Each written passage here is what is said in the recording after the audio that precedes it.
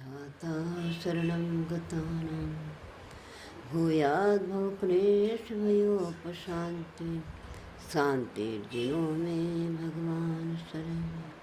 गुरु शांतिनाथ भगवान की, आचार्य संत सागर महाराज जी की, आचार्य गुरुवर वीर सागर महाराज जी, आचार्य कल्पचंद सागर महाराज जी की, श्रीमद जैन धर्म की। बोले करनिया का 105 माता जी की जय। बोले आरिका संघ की जय। धर्म क्या बताता है? वस्तु के स्वभाव को बताता है। बस स्वभाव धर्म, वस्तु का स्वभाव धर्म कहलाता है।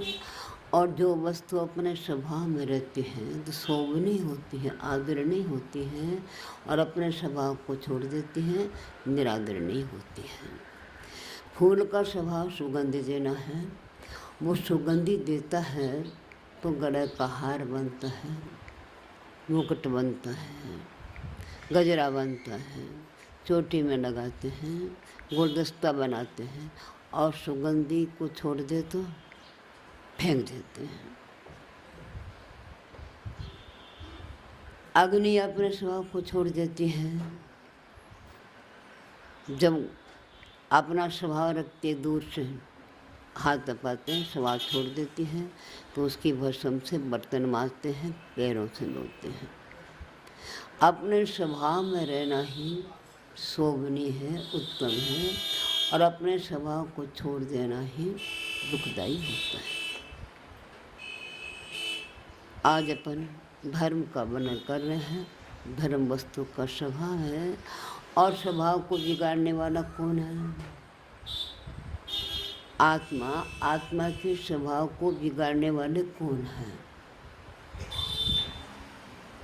आप भगवान के सामने बोलते हैं, आत्म के अहित विषय कसार, इनमें मेरी परिणति न जा। आत्मा के अहितकारी, आत्मा के स्वभाव का घात करने वाले, आत्मा को 84 लाख योन भटकाने वाले कौन है? बहुत बड़ी वस्तु नहीं है। आत्म के अहित विषय और कषाय, कषाय और विषय, ये आत्मा की घात करने वाले हैं। कषाय का अर्थ क्या होता है? जो कसती है आत्मा को, कर्मों से बांधती है, कर्म जंजीर में लपेटती है, उसको कषाय कहते हैं।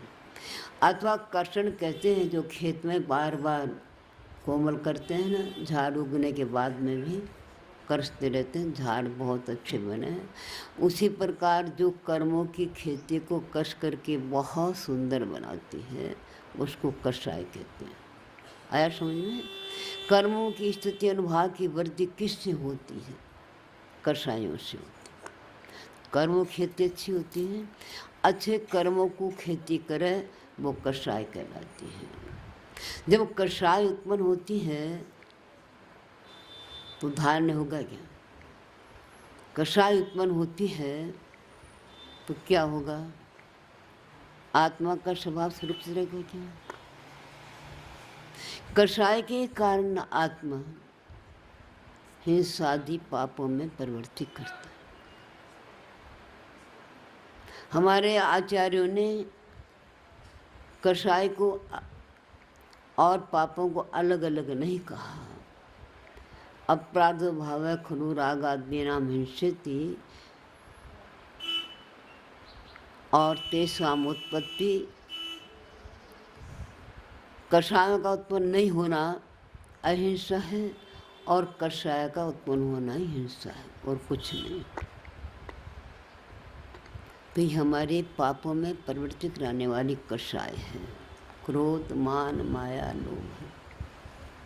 क्रोध तो है ही है, क्रोध का अभाव होगा क्षमा से। मान का अभाव होगा मार्दव से। मार्दव माने कोमलता, कोमलता माने नम्रता। नम जाने के समान दूसरा कोई गुण नहीं है। नम जाने सारे रोष, क्रोध, मान, माया नष्ट हो जाती है। इसीलिए पहले हमारे एक रिवाज होता था, कहीं भी अपने शिष्य या बहू बेटे बाहर जाते थे तो अपने सासू के माँ के चरण छू के जाते हैं, आते तो वापस चरण छूते थे। हम पूछ के गए, वो देरी हो गई तो गलती माफ़ करते। होता था ना मेरे, आज है क्या वो विनय? आज मान कसाई का हमारा विनय गुण नष्ट होता जा रहा है। पहले माँ बाप के गुरुओं के चरणों में झुक करके नमस्कार करते थे, फिर और सभ्यता आई तो केवल घुटना झुका करके नमस्कार करने लगे। फिर और ज़्यादा सभ्यता आई तो खड़े होके ऐसे करने लगे ना। फिर और ज़्यादा सभ्यता आई तो ऐसे करने लगे। अब ज़्यादा सभ्यता आई तो आगे ना सभ्यता ज़्यादा, कैसा विनय हो गया, कैसी पद्धतियाँ हो गई। और कोई क्या दिन भर झुकता रहे क्या, दिन भर करते रहे क्या? हमको शर्म आती है सासू के पैर दबाने में, हमको सबके सामने उनके पैर दबाने में शर्म आती। क्यों? कैसा कपड़ा पहनती है, न मेचक मिलाती है, कुछ और करती है। हम तो साथ में जाने में शर्मा जाते हैं, हम तो उनके साथ में जाने में शर्मा जाते हैं। आज ये युग है। एक आदमी ने अपने बाप को पढ़ाया कि बेटे को पढ़ाया? आज तो बाप को पढ़ाते हैं, बेटे को नहीं। ऐसा करो, ऐसा करो, ऐसा करो। आप तो किसान था, बेटे को पढ़ाया, बेटा पढ़ लिख के आया और बोले इस समय आएंगी, मैं आ रहा हूँ। तो बाप लेने के लिए गया तो बाप की ऐसी अपनी धोती मोटी पहनी हुई थी और माथे पर एक सफ़ेद रंग का कपड़ा लपेटा हुआ था। उसके बहुत से साथी थे साथ में। वो भीतर आया। अब बेटा उठ के उसका नमस्कार कैसे करें? तो उसने कहा, किसी ने पूछा कौन आया? अरे मेरे घर का नौकर आया सामान उठाने के। ये सभ्यता है आज। तो ये मान कसाई झुकने नहीं देती है और माया कसाई शांति नहीं रहने देती। जब माया आ जाती है तो अंतरंग की शांति नष्ट हो जाती है, अंतरंग की सुख सुविधाएं नष्ट हो जाती है। न निद्रा आती है, न भूख लगती है, न कोई काम में मन लगता है। माया का एक जाल है, उसमें फंसने के बाद में सारी संसारिक सुख सुविधा भी नष्ट हो जाती है। माया कसाई। और कितने ही मायाचार करो, आखिर आग लपेट नहीं, आग छिपे नहीं रुई लपेटे, और माया छिपे नहीं भीत की ओटे। रुई लपेट करके आगे को छिपा नहीं सकते और भेद के ओठ भी पाप करके माया को छिपा नहीं सकते।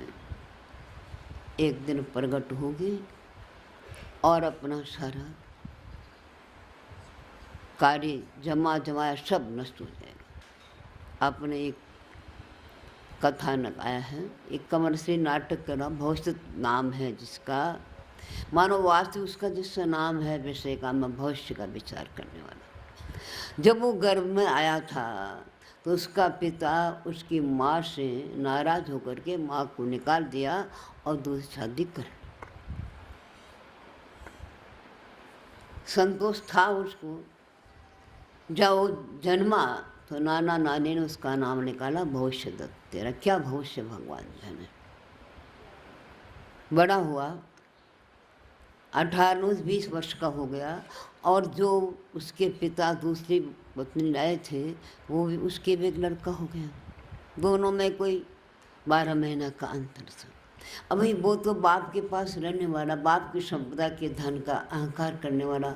इसका नाना भी धनाढ़ है पर नाना के संपदा का अहंकार नहीं होता। उसने बाजार में सुना कि मेरा भाई व्यापार करने जा रहा है, मैं भी उसके साथ जाऊं, मैं उसके साथ जाऊं। तो उसने अपनी माँ को पूछा कि माँ, मैं नाने के घर में रहता हूँ, मेरा भाई जा रहा है बाप की संपदा लेकर व्यापार करने, मेरे पास संपदा नहीं, उसके साथ जाऊँ, विचार करूँ, उसे बात करूँ। माँ के मन में कुछ छल नहीं था, कोई बात नहीं, जा सकता है। और छोटा भाई के मन में भी छल नहीं था, वो भी अपनी माँ को जाके कहता है कि मेरा भाई मेरे साथ जाना चाहता है, व्यापार करने ले जाऊँ साथ में। तो उसकी माँ कहती बहुत अच्छा तुमने सोचा है, ले जाना जरूर, पर जीवित मत आने देना। ले जाना जरूर, वापस जीवित मत आने देना। देखो हमारे आचरण का खोटी बात जल्दी प्रवेश करती है, अच्छी बात जल्दी प्रवेश नहीं करती। हमारी बुद्धि ऐसी पहुँची हुई है कि खराब बात तो झट प्रवेश कर जाती है और अच्छी नहीं।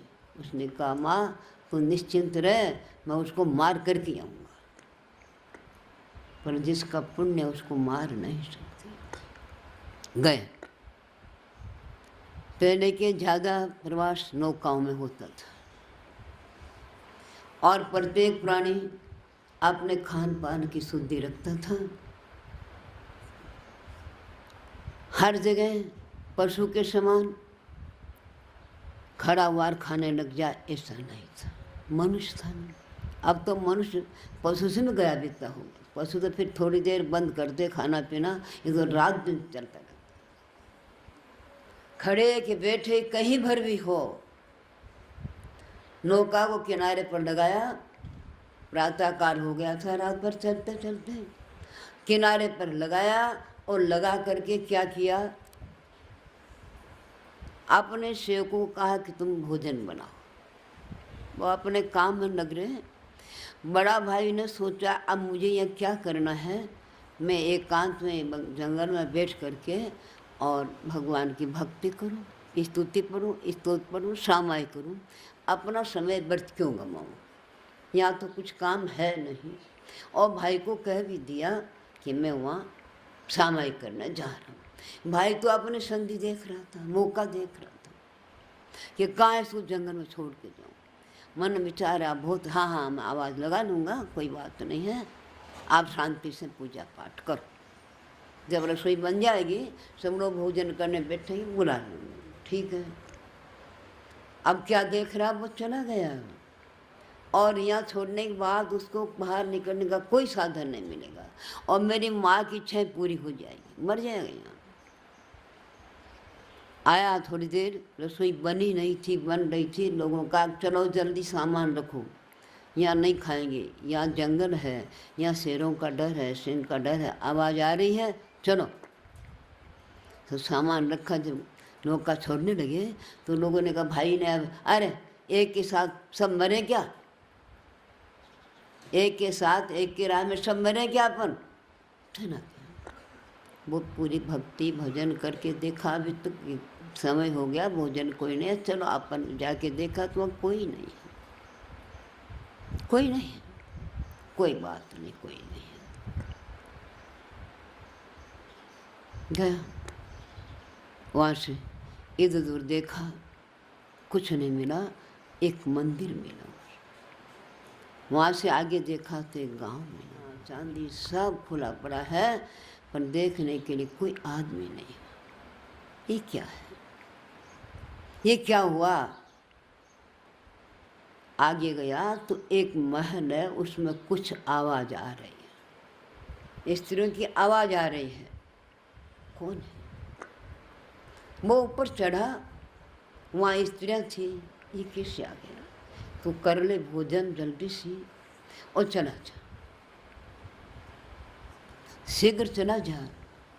यहाँ किसी आदमी को देखता है तो ऐसा बेताल आता, मार देता है। बोलो कोई बात नहीं है, मर जाऊँगा पर नहीं जाऊँगा। वो बैठ गया वहाँ।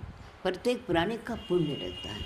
वहाँ कौन आता था, एक लड़की थी राजपुत्री, उसको कोई राजा याचना कर रहा था, उसके बाप ने नहीं थी, युद्ध हुआ और जो याचना करता वो मर गया और मर करके एक पिस्सा जाति का देव हुआ और क्रोध में आकर के राजा को, राजा के परिवार को, सारे नगरवासियों को मार दिया, समुद्र रो दिया, लड़के की रक्षा कर। वो आएगा भी।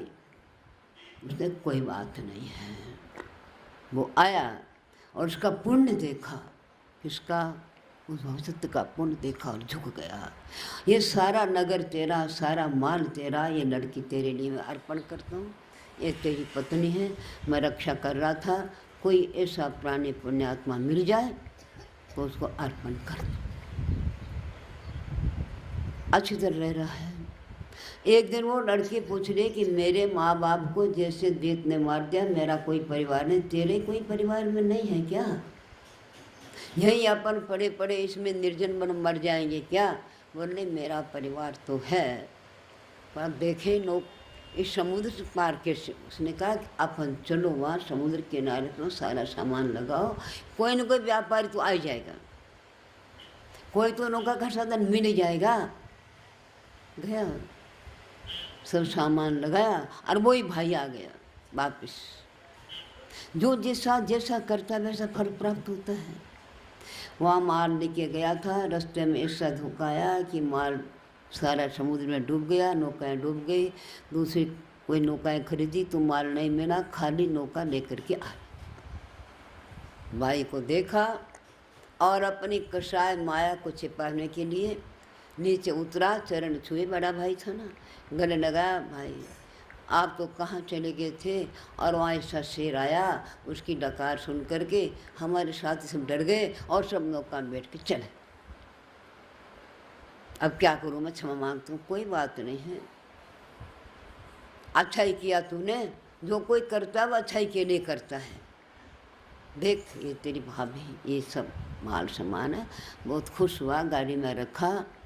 और एक पाप का उदय आया उस लड़के के मन में आई कि एक मेरी चंदा भगवान की मूर्ति है और एक मेरी हीरे की अंगूठी रह गई पीछे, उसको लेके आओ। अंगूठी नहीं तो नहीं से भगवान की प्रतिमा लेके आओ।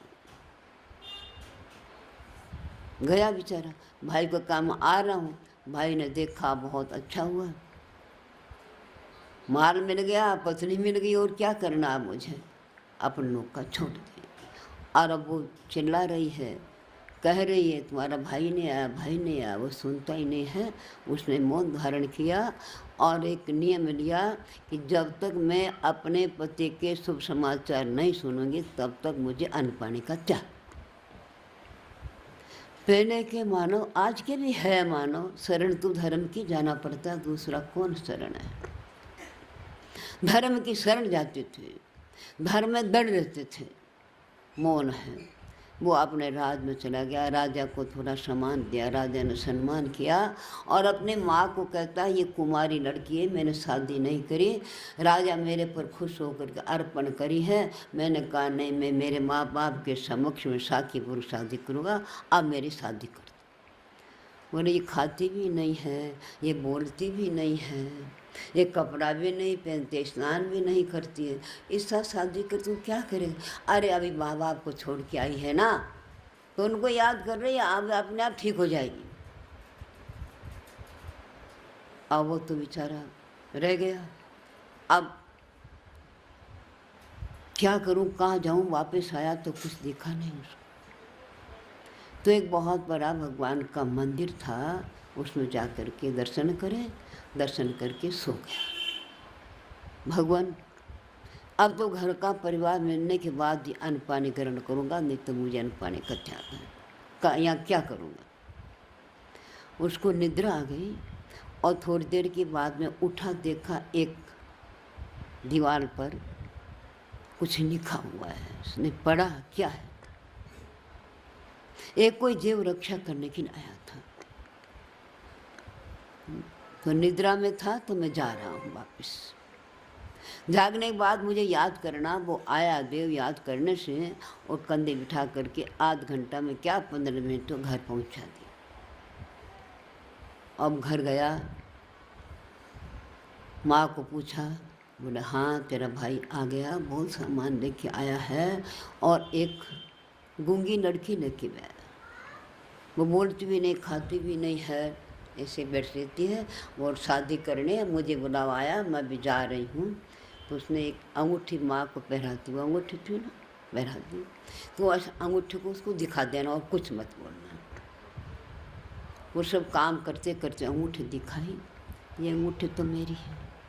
तो उसने पूछा ये कहाँ से आए, कौन आया, कैसे आए, उसने बता दिया कि वो आ गया है। अब वो सौत क्या जानती है कि दुनिया की रीति है दूसरा अच्छा लगता है। मेरे से बात नहीं, इससे बात करी, कुछ खाना ही खाया है तो कहा भाई तू रोज़ आ जाया कर, ये तेरे से खुश रहती है ना, तेरी बहू है समझ ले, और उसको खाना खिला दे, कपड़ा पहना दे। हाँ आ जाऊँगी, चली गई। अब वो तो मन में तो निश्चिंत हो गया, वो तो मर गया, अब आएगा नहीं, अब कौन लाएगा उसको। और राजा को सब अपने बस में कर लिया। अब वो राजा के पास गया पहुँचते तो बोले वो लड़की लाया, वो किसके पूछो, अपने भाई को कहाँ छोड़ा वो पूछो, लड़की को बुला के पूछो कि कहाँ की है, आपके राज में अन्याय हो रहा है। नहीं, मेरे राज में अन्याय हो ही नहीं सकता, वो धर्मात्मा है, वो भगवान का पुजारी है, वो सत्यवादी है, उसको राजा ने खुश होकर लड़की दी है। लड़की माँ बाप को याद कर रही है। नहीं आप राजन मेरी बात मानो, पूछो। राजा ने लड़की को बुलाया, सारा उसका भेद पहले उसको बुलाया, बोले नहीं राजा ने मुझे लड़की दी है, मेरा भाई कहाँ गया हमको पता नहीं, हमने देखा ही नहीं, वो तो हमको जाते समय छोड़ दिया, हमारे साथ आया ही नहीं, हमने ही नहीं देखा उसको। यदि आ जाए तो वो साथ कहाँ से आ जाएगा, आ जाएगा तो ठीक है। जब दोनों का मिलन हुआ, लड़के ने सारी बात कही। हमारे आचार्य कहते हैं कि कितना ही छल कपट करो नहीं रहे लक्ष्मी, अधिक छल करे कर्म बंद विशेष। मिस लक्ष्मी ने कितना छल किया था। माँ के कहने से ये भाई यदि जीवंत रहेगा तो तेरी संपदा का अधिकारी बन जाएगा, ये शब्द कह करके कितना मायाचार रचा था। परंतु पुण्य का उदय होता तो कोई किसी को मार नहीं सकता, कोई किसी की हानि कर नहीं सकता। और जो हमारा रक्षक है उसको हम भूले हुए हैं, जो भक्षक है उसकी आराधना कर रहे हैं कि नहीं कर। माता जी ने कहा ना कि माया छल का क्या बन जाएगा, छाला। छाला किसको कहते हैं, छाला फफोला हो जाता है ना। इसका फल हमें क्या मिलेगा। राजा ने उसको कैद में डाला, सारी संपदा छीन ली, सारे समाज के सामने उसके पैर नीले किए, मुंह काला किया, गधे पे चढ़ाया, बाहर निकाला। मैं किसका फल मिला था उनको, इस संपदा के लिए। थोड़ा छल नहीं करता तो दुखी क्यों होता। ऐसे एक नहीं, अपने शास्त्रों में मायाचार के, क्रोध के, मान के, लोभ के अनेक प्राणी कैसे कषाय में फंसे और कैसे अपना घात के अनेक प्रकार के उदाहरण मिलते, वो तो छोड़ दो। अपन लौकिक दिशा में देखते हैं कि नहीं देखते। अपने आप में कभी अपने पाप की बात मायाचार प्रकट चाहे न हो, अपने मन में तो लगता है ना मैंने ऐसा किया, ऐसा हुआ, लगता है कि नहीं लगता। और शांति मिलती है क्या, राग से छिपाने का प्रयत्न करना पड़ता है कि नहीं। जब इस भाव में शांति नहीं मिलती तो परभाव में शांति कैसे, परभाव में शांति कैसे मिलेगी। और कषाय के वशीभूत होकर के सारे पाप करने, झूठ बोला क्यों, कषाय से, मायाचार से। इसीलिए हमारे आचार्य ने कहा कि आत्मन, यदि आपको धर्म का स्वरूप जानना है, धर्म की बात जानना है, धर्म की शरण में जाना है, तो अपने स्वभाव को प्राप्त करने का प्रयत्न करो। और अपने स्वभाव का घातक कषाय को और विषय वासना को छोड़ के दूसरा कोई। और विषय वासना भी कषाय से उत्पन्न होती है। कषाय नहीं है तो विषय वासना उत्पन्न नहीं होती है। ये कषाय ऐसी दुखदाई है, 11वें गुण स्थान में गए प्राणी को पटक देती है और अद्भुतगल परिवर्तन तो संसार में परिभ्रमण करा देती है। कितने दुष्ट है। सम्यक दर्शन का घात मिथ्यात्व नहीं होता, सम्यक दर्शन घात कषाय से होता है। अंतानमंदी क्रोध मान माया लोभ में से किसी एक कषाय का उदय आ जाता है तो समय दर्शन घात करके प्राणी पहले गुण स्थान में चला जाता है। जो कषाय का उदय दूसरे गुण स्थान में और मिथ्यात्व का उदय पहले गुण स्थान में, तो कषाय उदय में आकर के उसको मिथ्यात्व पहुंचा देती है। कषाय के समान को दुखदायी नहीं है। और आचरण ये भी कहा है कि मिथ्यात्व का अनुभव होता और नहीं भी होता होगा। मिथ्यात्व हमारे प्रतीति में आए नहीं भी आए कि हम भगवान की वाणी का श्रद्धान करते हैं, विश्वास करते हैं, उनकी रात दिन भक्ति करते हैं, उनके वाणी की भक्ति करते हैं और अपने को सुखी समझते हैं। मिथ्यात्व हमारे हृदय में है, वो तो हमें अनुभव हो नहीं भी हो आचरण का, पर कषाय का अनुभव सबको होता है कि नहीं होता है। और आप कहते हैं कि अरे भाई उस समय मुझे क्रोध आ गया था तो मैं लड़के को थप्पड़ मार दी। अपने क्रोध का अनुभव हुआ कि नहीं हुआ? उसमें मेरे मान आ गया था, इसमें सभा छोड़ के आ गया, किसी ने मुझे बैठने को नहीं कहा इसलिए मैं आ गया, तो मान का अनुभव हुआ कि नहीं हुआ? उसमें मेरे कुछ मायाचार आ गया तो इसलिए मैंने ऐसा काम कर लिया, माया का अनुभव हुआ कि नहीं हुआ? अरे मेरे लोभ आ गया था तो मैं ठगाया गया, उससे मैंने सब माल खरीद लिया, तो अपने कषाय का अनुभव हुआ कि नहीं हुआ? जिसका अनुभव होता है उसको हटा सकते हैं, जिसका अनुभव नहीं हुआ तो कैसे हटाएंगे? तो हमें मिथ्यात्व का अनुभव कौन नहीं करने देते? ये कषाय। मिथ्यात्व का अनुभव कौन नहीं करने देते? ये कषाय नहीं करने देती कि हमारे मिथ्यात्व कहाँ बैठा हुआ है। इसीलिए आचार्य ने कहा मिथ्यात्व का भी नाश करना है, पहले अपने कषायों का नाश। और नियम है सम्यक दर्शन होगा शायद, तो पहले कषाय नष्ट होगी, उसके बाद में मिथ्या सम्यक सुकृत नष्ट होगी। मेरे अंतानमंदी क्रोध मान माया लोभ नष्ट होगा, तब मिथ्यात्व नष्ट होगा। तो ये हमारी कषाय हमारी आत्मा को कसती है, दुख देती है। कष्टित कषाय पढ़ते हैं ना पहला भाग में, जो आत्मा को कसती दुख देती है वो कषाय कहलाती है। और कषाय के अभाव में क्रोध का अभाव होगा तो हमारे क्षमा आएगी, और मान का अभाव होगा तो विनय आएगा, और माया का अभाव होगा तो आर्जवता सरलता आएगी। और सरल प्राणी जग में सुखी होता है। जो मोती का नाका सरल होता है तो डोरा चला जाता है, भीतर जाता है ना। और जो टेढ़ा मेढ़ा होता है उसमें डोरा पोने के लिए, सूत को पोने के लिए, सूत्र को डालने के लिए बहुत देर लगती है और नहीं भी जाता है, नहीं जाता है ना। उसी प्रकार जिसका हृदय सरल है उसके हृदय में सूत्र माने जिनवाणी जल्दी प्रवेश कर जाती है, और जिसका हृदय टेढ़ा मेढ़ा है उसको 1000 बार कहो तो उसके हृदय में सूत्र प्रवेश नहीं करता है। इसीलिए आचार्य ने कहा हे आत्मन, दूसरे को नहीं अपनी आत्मा का संबोधन किया है। आचार्यों ने जो जिनवाणी लिखी है वो दूसरे के लिए नहीं है, हर समय कहते हैं आत्मन, अपने आत्मा का ही संबोधन करते हैं। जहाँ आत्मा का संबोधन नहीं है, आत्मा का ज्ञान नहीं है, वहाँ कषाय दूर नहीं की जा सकती। किससे करेंगे?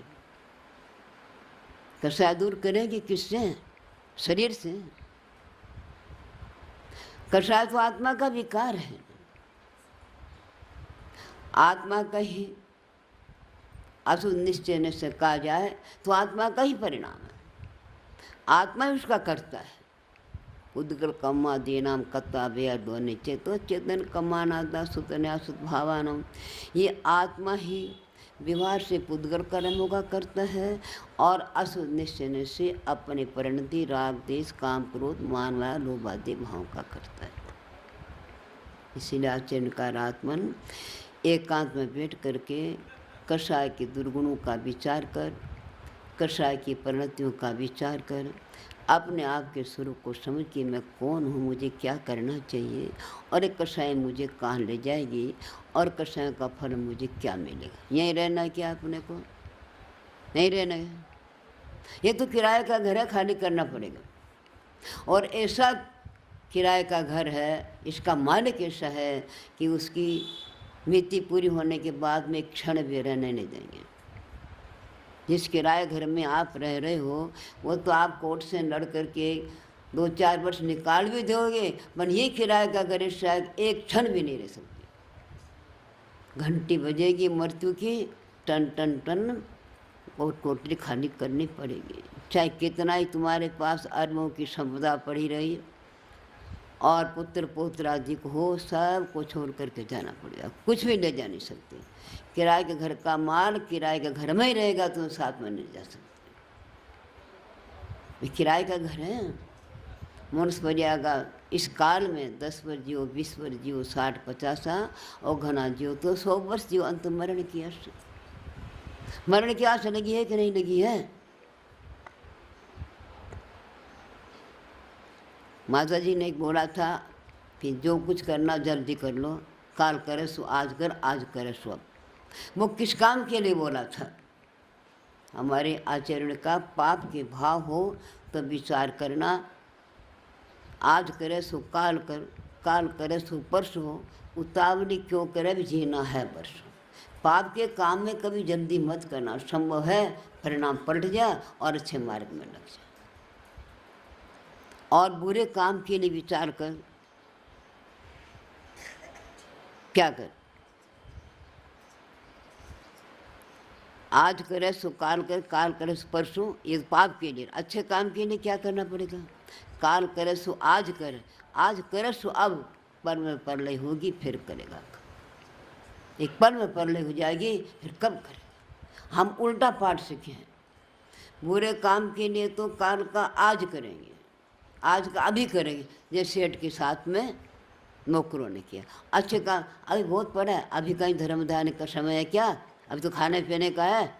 आलान छोरी है, बाहर तो स्कूल में जा रही है, अभी क्या है? फिरने दो, घूमने दो, खाने दो, पीने दो, खाने का दिन नहीं। अभी इस बालपन में संस्कार डालोगे तो आगे काम करेंगे, और बालपन में स्वच्छंद कर दिया तो आगे कुछ भी काम नहीं करेंगे। पक्के घड़े में संस्कार पड़ते कच्चे में, पक्के घड़े में संस्कार पड़ते कच्चे में, कच्चे में पड़ते हैं ना। कच्चे घड़े को कुमार जैसा हाथ डाल करके और मार मार के बड़ा कर सकता है। पकने के बाद हाथ लगाते आवाज़ आती है, मारा था जो मारा था, कच्चा था मारा था, अब मारा था तो मुझे, मजा तो खाऊंगा मैं तुझे। मारा तो मार ले, अब नहीं मार सकते, अब नहीं सुन सकते, अब तुम्हारी बात नहीं सुन सकते हैं। तो हम कच्चे में तो मारते नहीं। अभी तो क्या है, अब तो छोटे हैं। जब 25 वर्ष की हो जाए तो ही छोटी है अभी तो बेचारी। फिर उसकी बुद्धि में आएगी कि अच्छी बात है, स्वच्छंद करते हैं।